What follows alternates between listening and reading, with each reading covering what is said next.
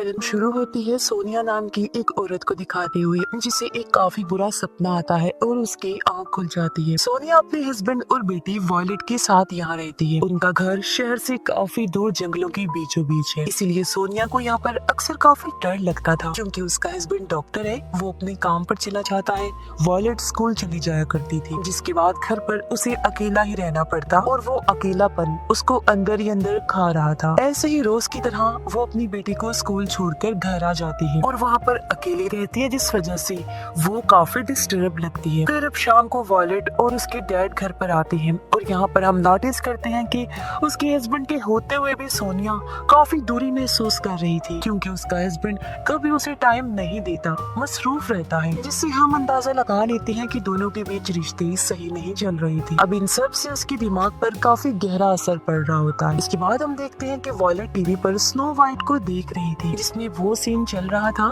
जब विच यानी कि चुड़ैल स्नो वाइट को जबरदस्ती जहरीला सेब खिला रही होती है। फिर अब खाना खाने के बाद सोनिया वॉयलेट को सुलाने के लिए ले जाती है, जहाँ पर वॉयलेट उसे ये कह देती है कि मैं चाहती हूँ ईवा मेरे पास आज रात सोए। लेकिन सोनिया को समझ में ही नहीं आता कि ईवा कौन है। तो वॉयलेट उसको ये बताती है कि ईवा असल में उसके बिस्तर के नीचे पड़ी हुई डॉल है। अब बिस्तर के नीचे देखने पर सोनिया को एक डॉल मिल जाती है, जो उसे एक औरत ने दी थी। ये सुनकर सोनिया उसे कहती है कि तुम्हें अजनबियों से कोई भी तोहफा नहीं लेना चाहिए, जो कहकर वो डॉल को अपने साथ ले जाती है। अब सोनिया की माँ को उसे देखते ही पता चल जाता है कि वो यहाँ खुश नहीं है। तब सोनिया उसे बताती है कि मुझे ऐसा लगता है जैसे इस घर में कुछ तो बहुत बुरा है। उसकी माँ उसे समझाती है कि सब ठीक हो जाएगा, टेंशन लेने वाली कोई बात नहीं है। अब सोनिया को उदास देखकर उसका हस्बैंड पूछता है कि आखिर उसे हुआ क्या है। वो उसे सब कुछ बता सकती है, लेकिन सोनिया उसको कुछ भी नहीं बताती और उल्टा उस पर चिढ़ जाती है। फिर जब वो नहा रही थी तो उसे एक सपना आता है, जिसमें वो फ्लावर से भरे हुए एक खुली जगह पर थी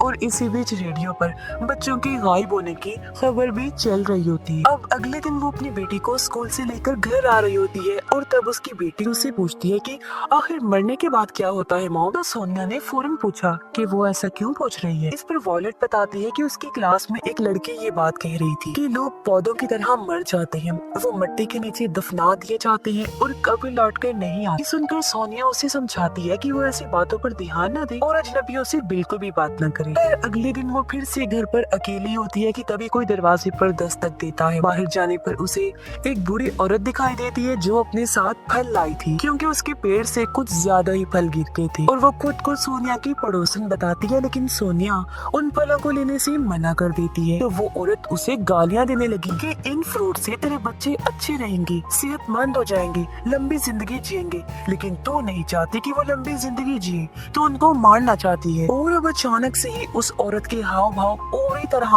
बदल जाते हैं, वो एक डरावनी औरत में बदल जाती है और ये देखकर सोनिया दरवाजा बंद कर देती है। अब अगर हम उस लेडी को ध्यान से देखें तो वो बिल्कुल उसी स्नो वाइट वाले शो वाली विच की तरह दिख रही है। फिर इसके बाद सीन बदलता है और हम सोनिया के बचपन का एक सीन देखते हैं, जहाँ उसकी डैड एक फार्म को चलाया करते हैं और सोनिया वहाँ बैठकर ड्राइंग कर रही होती है।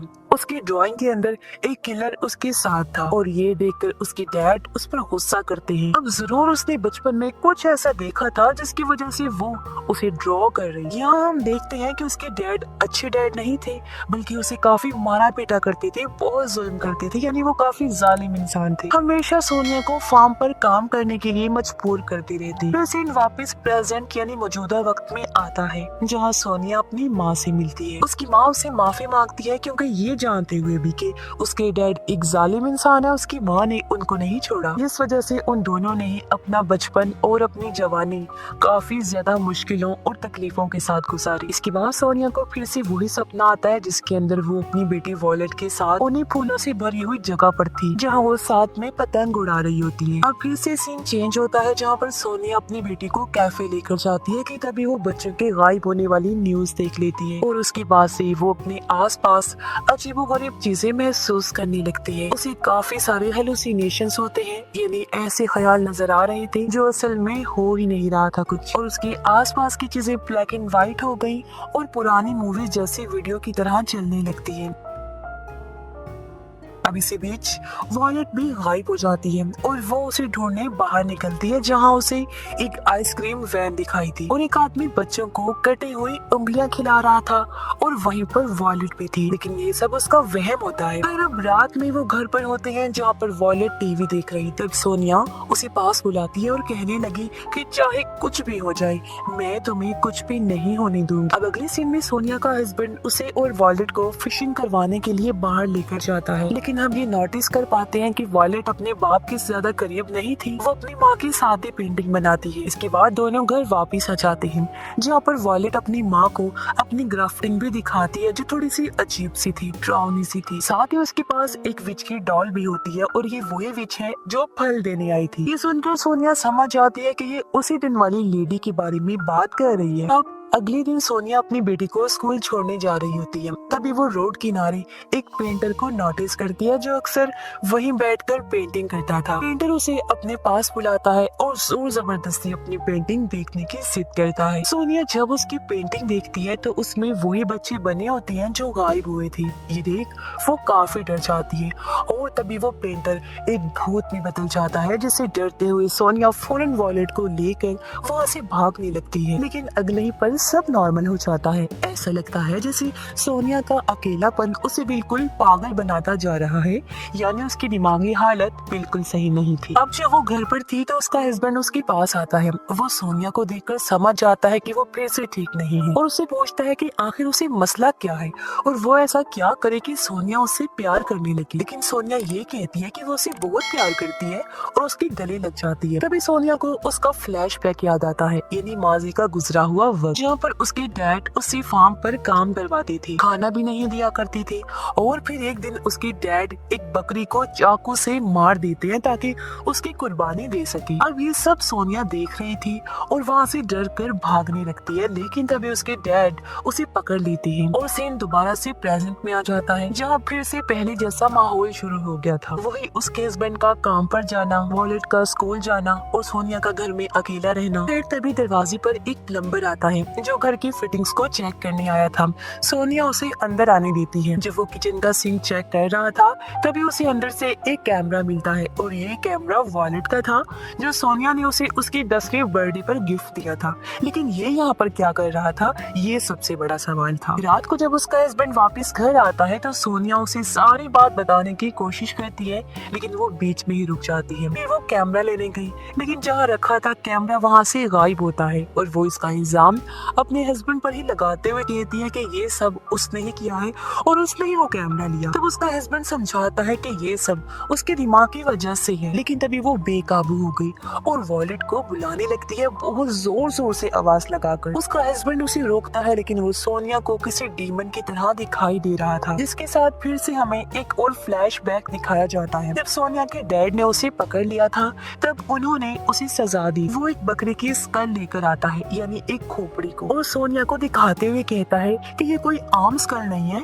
बल्कि इसके अंदर एक डीमन है, एक शैतान है और आज रात सोनिया यही रुकेगी। डीमन आज ये फैसला करेगा कि वो यहाँ से जाएगी या फिर नहीं। अब हालांकि ये सब उसके डैड ने उसे डराने के लिए कहा था, असल में ऐसा कुछ भी नहीं था, लेकिन जाहिर है ना कि बच्चों के मन में एक डर, एक सदमा सा बैठ जाता है जो बड़े होने के बाद भी साथ रहता है। और सोनिया के बड़े होने पर यानी प्रेजेंट में भी यही हो रहा था। सोनिया को वही डीमन दिख रहा था।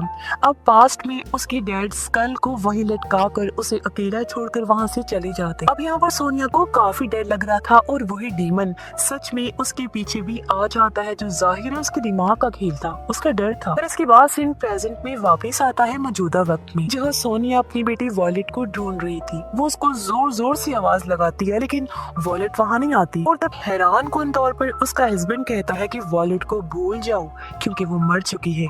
हाँ, वो कभी वापस नहीं आएगी। मतलब जो कुछ हम शुरुआत से देखते आ रहे थे वो सिर्फ सोनिया के दिमाग की वजह से हो रहा था।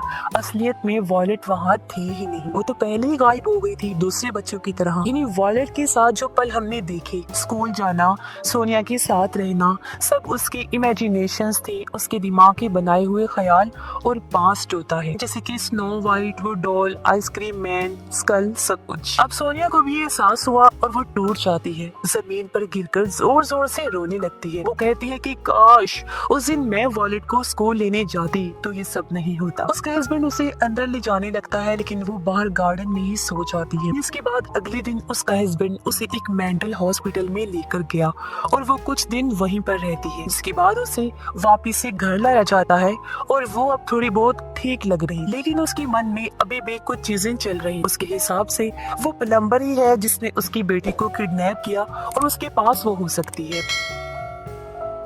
पर यहाँ पर सोनिया और उसका हस्बैंड अब थोड़ा सा अच्छे से रह रहे हैं। उसका हस्बैंड कहता है कि तुम परेशान ना हो, वॉलेट को लेकर हम दूसरा बच्चा पैदा कर लेंगे। लेकिन सोनिया ये बोलती है कि वॉलेट को कभी भी बहन भाई चाहिए ही नहीं, उसे बस अच्छे माँ बाप की जरूरत थी। लेकिन रहा सवाल माँ का, तो मैं तो कभी अच्छी माँ बन ही नहीं पाई। अब उसका हस्बैंड जब घर वापस जा रहा था तो वो सोनिया को कहता है कि वो थोड़ा बाहर वॉक पर जा रहा है और रात तक लौट आएगा। वो जैसे ही निकला एक शॉवल बेंचा लेकर जंगल की तरफ चला जाता है। जंगल में वो एक जगह पर रुककर खोदने लगा और उसके अंदर होता है एक गोट स्कल और वॉलेट की लाश। जी हाँ, ये वॉलेट की कब्र थी जहाँ वो फूल चढ़ाने आया था। अब यहाँ ये हैरान कौन जानकारी पता चलती है कि वॉलेट कभी गायब हुए ही नहीं, बल्कि उसे तो घर में ही मार दिया गया था। अब ऐसा किसने किया था, उसकी माँ ने या बाप ने?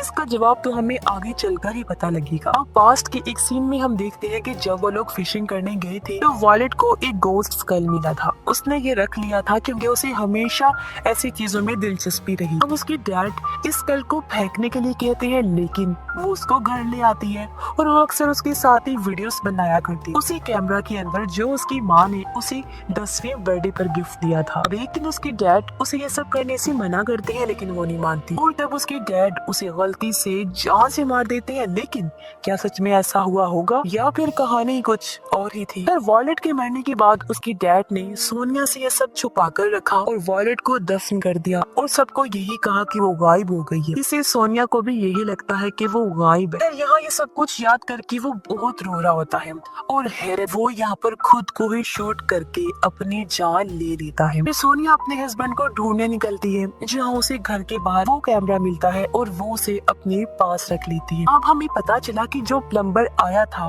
वो दरअसल सोनिया का हस्बैंड था जो अपना भेस बदल कर आया था ताकि कैमरा ले सके, क्योंकि इस कैमरा के अंदर कोई ऐसा राज दफन हो रखा था जिसको शायद से सोनिया बर्दाश्त नहीं कर पाती। अब कुछ देर के बाद उसे अपने हस्बैंड के साथ उसकी बेटी की कब्र भी मिल जाती है, जिसको देखकर वो बहुत रोती है। उसे समझ भी नहीं आ रहा था कि वो आखिर क्या करे और तब पुलिस टीम वहाँ पर आती है और सोनिया भी वहीं पर बैठी रहती है। वो अपनी बेटी के कैमरा को चेक करती है और तब यहाँ सबसे बड़ा राज खुलता है जिससे आप भी हैरान हो जाएंगे।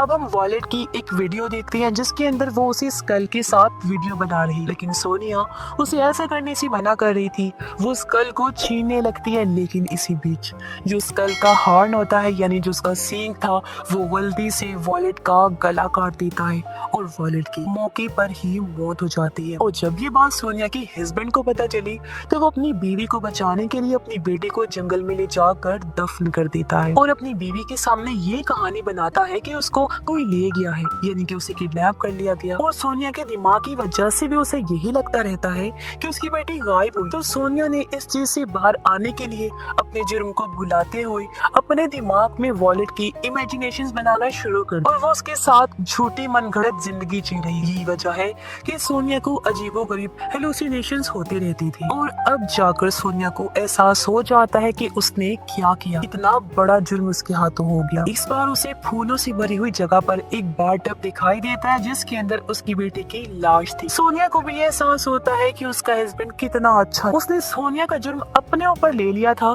ताकि सोनिया को कभी कोई तकलीफ ना पहुंचे और ना ही उसे कभी कुछ पता चले। साथ ही सोनिया के साथ उसके बचपन के बुरे पास्ट का भी दुख और सदमा था। यही वजह है कि उसे अपने डैड के ख्याल भी आते रहते थे जो उस पर बहुत जुल्म करते और ये सब चीजें मिलकर उसे पागल बना रही थी। इन्हीं वजूहात की वजह से उसका दिमागी तवाज़ुन खराब हो रहा था और प्रेजेंट में सोनिया का दुख और बढ़ गया था क्योंकि एक तो बेटी उसके हाथों से मरी थी जो चीज उसे याद आ गई थी और दूसरा उसने अपने हस्बैंड को भी खो दिया था जो उससे इतना प्यार करता। बेचारी ने बचपन से लेकर बड़े होने तक दुख देखे और अब अपनी फैमिली को खोने के बाद वो पूरी तरह से टूट जाती है और इसी दुख भरी एंडिंग के साथ इस फिल्म की कहानी भी यहीं पर खत्म हो जाती है।